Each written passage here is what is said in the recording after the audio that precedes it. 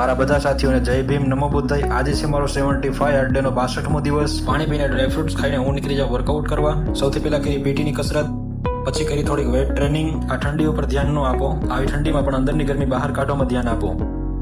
પછી પથ્થરથી લગાવ્યા બાઇસેપ, પછી વરસાદે મારી એન્ટ્રી. આ છે આફ્ટર બોડી કન્ડિશન. પછી કેન્ટીન આવીને આપણે ચાલુ કર્યું એપ્સનું વર્કઆઉટ. વરસાદે બતાવી એની તાકાત. મેં થોડી રાહ જોઈ, રૂમે આવી નાસ્તો કર્યો, પછી હું બેસી ગયો અસાઇનમેન્ટ લખવા. વરસાદ રહી ગયો તો બપોરે જમીને આપણે બેસી ગયા શ્રમમાં. આજે કોલેજે રજા હતા, આ બધું કામ પતાવી લઈએ. આ કોઠરનું કામ પૂરું કરતા કરતા સાંજ પડી ગઈ હતી, તો જમીને બીજું વર્કઆઉટ ચાલુ કર્યું સાંજે 9 વાગે. આજે બાઇસેપને ટ્રેન કરવાના છે. સૌથી પહેલા સ્ટ્રેટ ડમ્બલ કરલ, તે પછી હેમર કરલ, સાદા ડમ્બલ, પછી વેઇટર કરલ, છેલ્લે પહેલવાની ડમ્બલ મારી વર્કઆઉટ પૂરું કર્યું. આ છે આફ્ટર બોડી કન્ડિશન.